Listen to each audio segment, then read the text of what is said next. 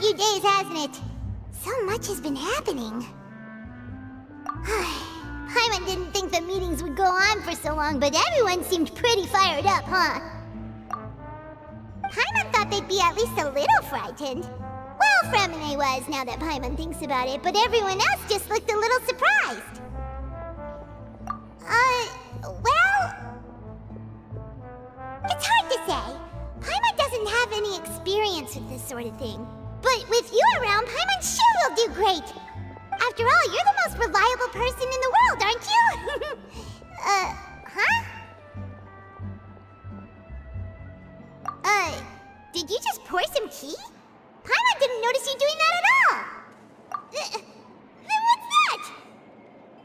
Paimon's never seen that cup before. Don't be frightened. I'm just joining you two for tea. I merely refrained from saying anything till now. Who's that voice? But there's no one here. Ah, have you forgotten me already? Wait, you are familiar. You're the voice we heard from the sky in Sumeru. The voice from the sky, I fear that description is wrong. Though, not completely wrong. You're feeling lost now, just as you were feeling previously. I sensed that confusion and thus came to you.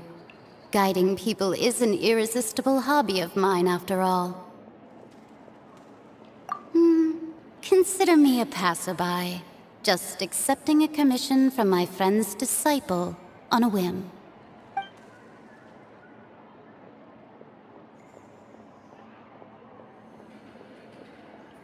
The prophecy. Yes, what has been prophesied will be fulfilled. You may view such things as the history of the future. What? Then is there any way we can stop it? I believe you have witnessed a failed attempt with your own eyes. Can everything in Teyvat so easily be changed?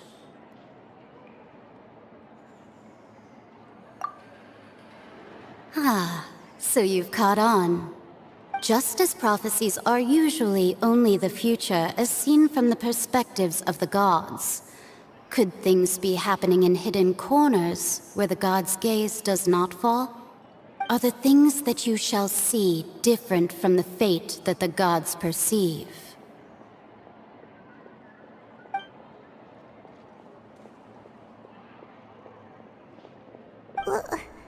What is she talking about? It all sounds really impressive and important and stuff, but it also sounds kind of scary.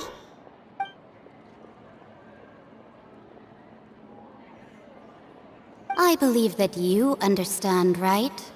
Some things are insignificant, but others you must reach out to change. Ultimately, fate shall serve as your only guide, no matter what will happen in Teyvat's future. All you need to do is to play your part. This was good tea, by the way. Thank you for your hospitality. Well, that'll be all for today. The voice. It's gone. What?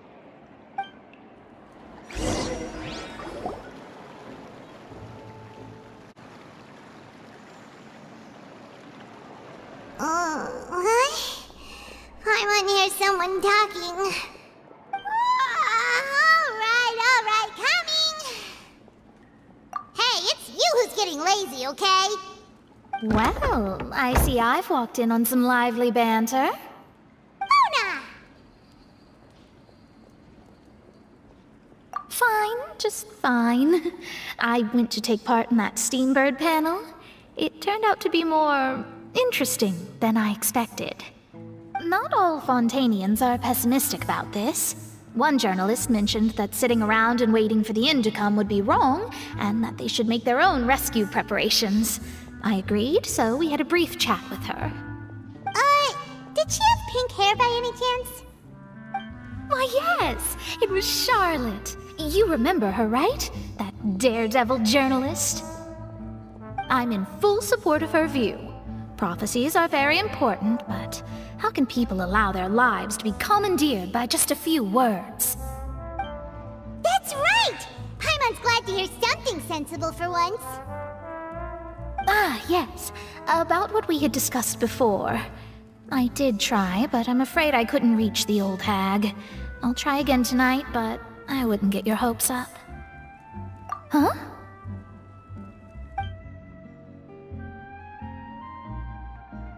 Goodness gracious. Are you serious? She said that even the god's gaze has blind spots. Pretty bold if you ask Paimon. Most people would believe the gods to be all-knowing, right? The Hexen Circle members are certainly anything but ordinary. As for the mage named N, the old hag has mentioned her a few times. She said that N's sense of direction is incredible, and that she loves guiding those who are lost. But I've never met her, and if she were still alive, she'd be... well, suffice it to say that the hag's at least a few hundred now, and N's been around for longer than that. Whoa. The Hexen Circle sounds like a scary group. But they must really stay in shape to live so long. Their abilities alone are pretty terrifying. If she came to see you personally, then the problem you're facing must truly be of great importance. Well, it's not like Paimon could understand anything she said. Yes, she was quite cryptic, but I suspect she means that there is still a way to turn things around. She didn't say when or what that would be, though, so... perhaps it is something that you cannot know right now.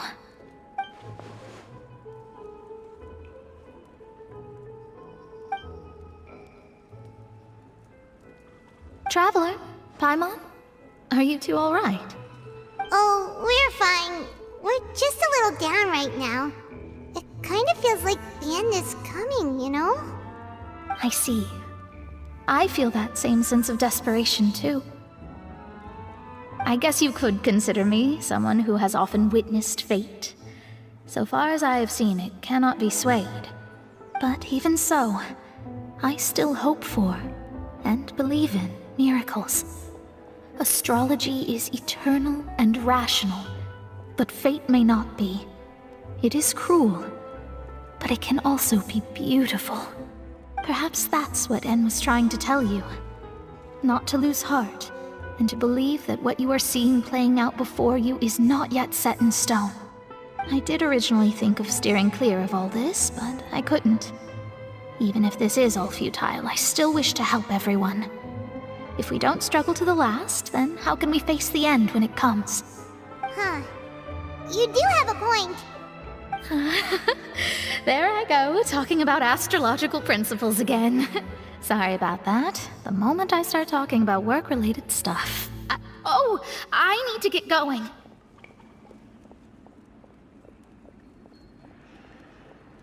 It was worth trying to comfort you, even if only a little. I believe that you'll help those who are struggling in the same way I did. I suppose that might be why we always seem to meet by coincidence. Paimon feels kind of moved by what Mona said. But also kind of sad, too. Hey, Traveler. Paimon suddenly feels like going outside for a walk. Let's go. Let's walk around the city, shall we? There's a few spots we always like to walk by.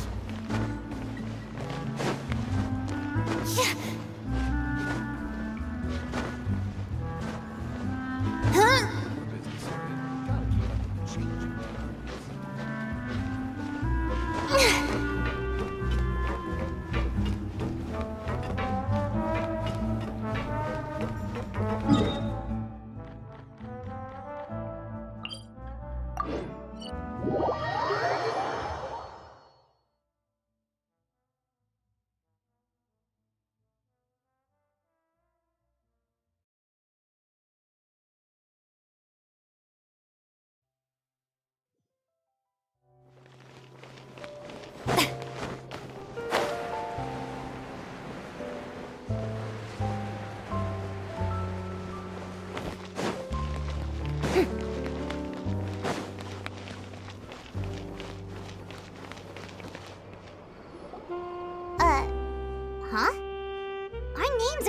this newspaper. What's going on? Let Paimon see! The underwater stronghold, the Fortress of Meripede, has continued in its noble autonomy, but that does not mean that others cannot interact with it. My recent attempts to enter the fortress bore little fruit. Huh. Guess Charlotte still hasn't given up on that. Thus, did an Outlander friend become the focus of this report? A blonde adventurer with their white fairy, legends trailing in their wake. It is said that this mysterious traveler once visited the underwater fortress. So while the fortress's interior remains a mystery behind closed doors, do not fear, for the tales of the traveler contain surprises in spades. Journalist Charlotte's biggest scoop yet, the Traveler's Trail, World Walker. Huh. Charlotte took so many awesome photos of us and we never even noticed her. She hasn't been able to get a hold of anything at the fortress, so since we're easier to find, she's using us as the subject matter instead? Ugh, seriously? Well, fine. Those headlines and photos do look cool, so Paimon will forgive her this time.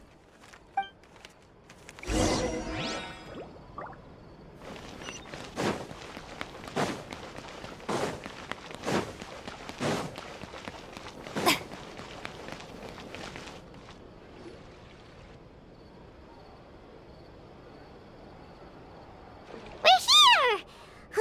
Paimon's hungry. Should we go in and get something to eat?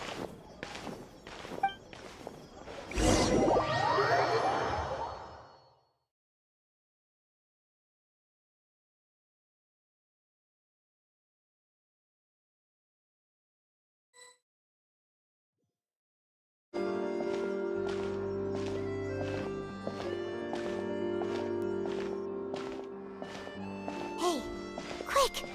Look! That's the limited edition, only 16 slices a day cake! It was so delicious the last time we tried it! Despite the tense situation we were in, let's give it another go! Paimon's sure it'll be great! 1 slice of cake, please. Someone showed up after all! Oh, wait, you're the one from the Palais Mermonia. Oh, are you here to buy cake too?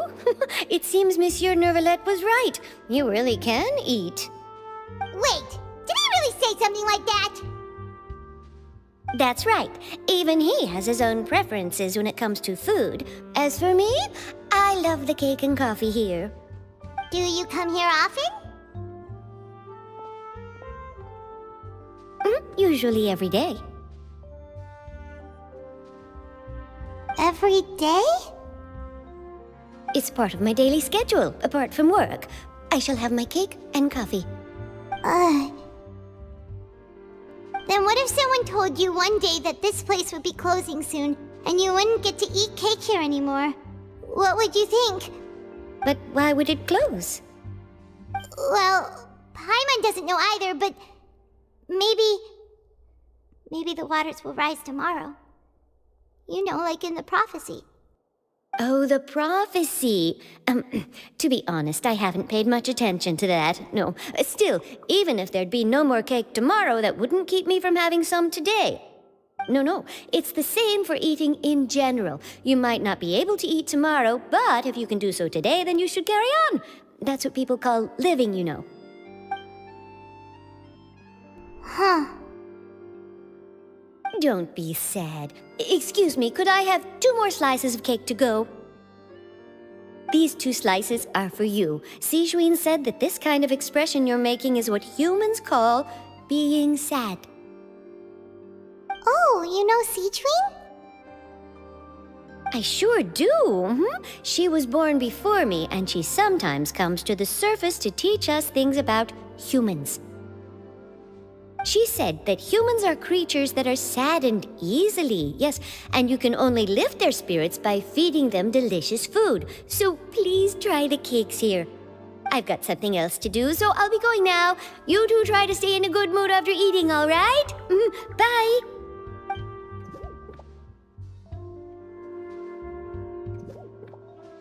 And there she goes. All right, let's dig in. I'm sure this cake will be delicious.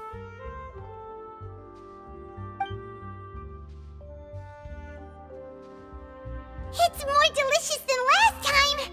And the flavor gets even better with a sip of tea. It sure would be nice if we could come again tomorrow. Sure would be nice if we could always eat delicious food here.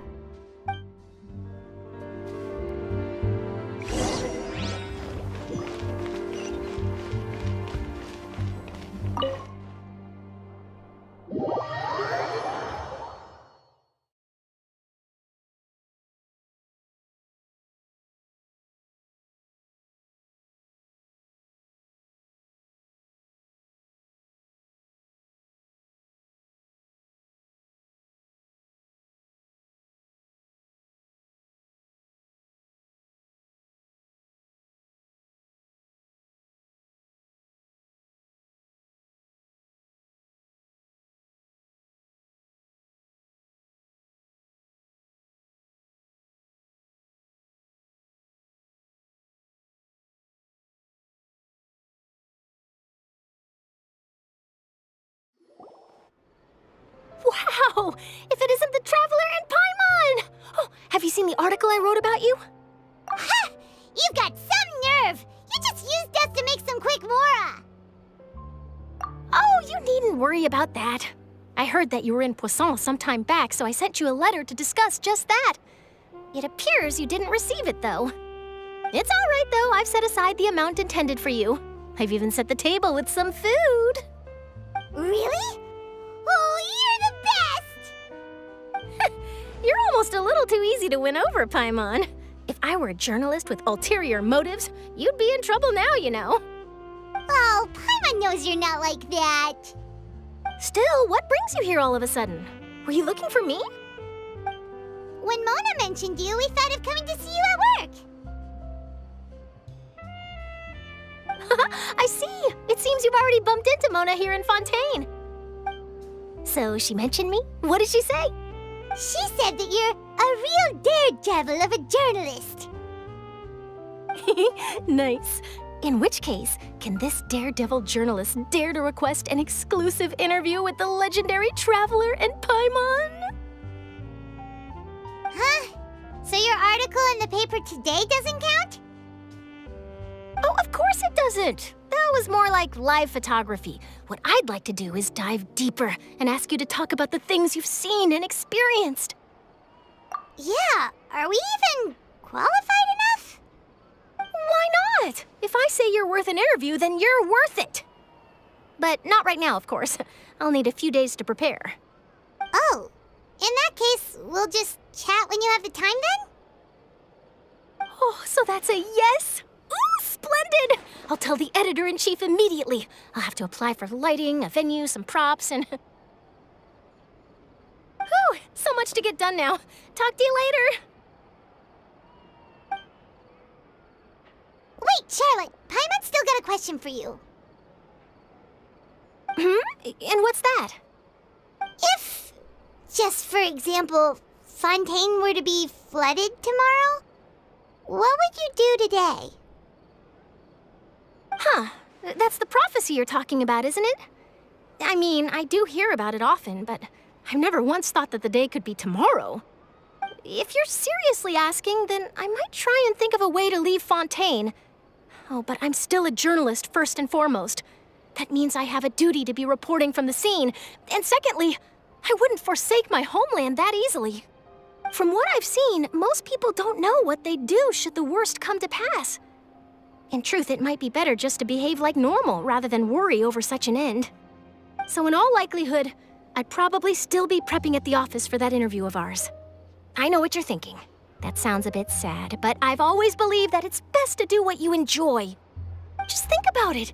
If this nation really were to be suddenly destroyed tomorrow, but I still successfully finish an exclusive interview with a truly unique person, then the story I would wind up writing would truly be timeless. And then do you know what I'd do? Well, I'd write that story, send it for printing, and use messenger pigeons to get copies out to the various nations as soon as possible. I'm not a dreamer, nor am I a workaholic, but I do love my job, and I'd be proud of leaving such an article behind. I guess you could say that I was born to be a journalist. But anyway, that's my answer. And on that note, I'll get back to my preparations. That's so nice. All of a sudden, Paimon actually kinda envies her. Anyway, let's go and take a look at the sea, shall we?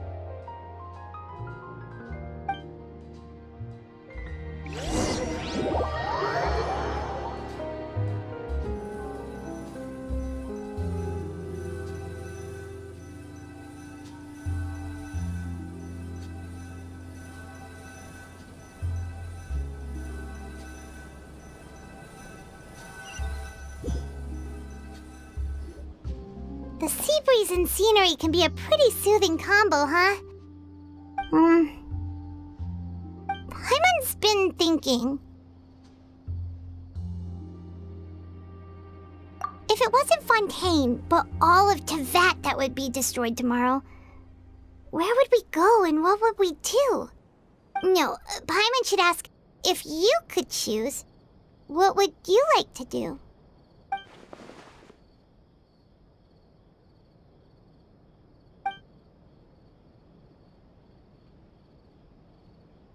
We've always been moving to the next destination, so we haven't spent much time thinking about these kinds of things. We didn't have to either, with us always being on the road and whatnot. You mean, still traveling? Huh. Wait, isn't that what we've always been doing?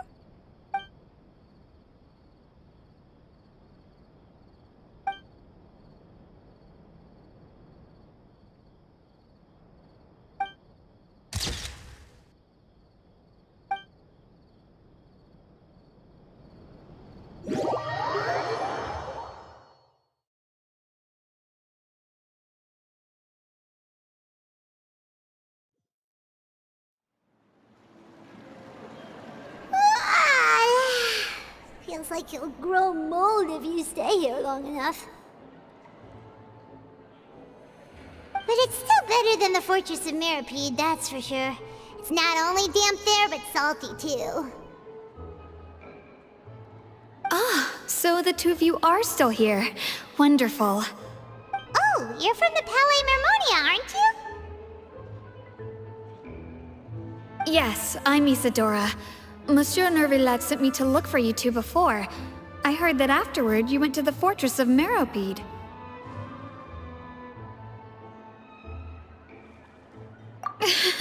Not at all. I'm well aware that you're friends of his. Actually, I'm here to pass along a message from him. Yes, inside the Opera House. The Maréchaussée Phantom has declared the incident a small-scale riot. A riot? Well, that said, I don't personally think it was that serious. Lady Farina was watching a performance at the Opera House, and while she was resting during an intermission, some other audience members suddenly started harassing her, loudly accusing her of doing nothing about the prophecy crisis. And before she could respond, others started to join in. The crowd continued to grow, and protests against the Hydro Archon started to break out. So people have started to put the blame on Farina. Guess they finally found an outlet for the pressure they've been under due to the prophecy. I agree. People will naturally rely on gods, as is customary. But the moment people feel threatened, gods are also the first to be blamed. So what happened after that? Is Farina okay? Seeing that the situation was spiraling out of control and that further argument was pointless, she claimed that she'd gotten tired of this and left in a hurry. The Maréchaussée Phantom had their hands full maintaining order and did not catch where Lady Farina had gone. Only when things had stabilized did we realize that she had gone missing. So, you mean she's still missing? That's right. The Maréchaussée has dispatched many people to search for her, but we don't have any leads yet. That said, I don't think there's much to worry about. She is a god after all. Even if she were to fall into the hands of rioters, what could ordinary people do to her? Good. Monsieur Nervillet sent me to tell you about the situation, but he didn't say anything else. Don't worry, this is more than enough to go on. Thanks for keeping us informed. Is that so? Well, alright then. In that case, you two take care. I'll be heading back to the Palais now.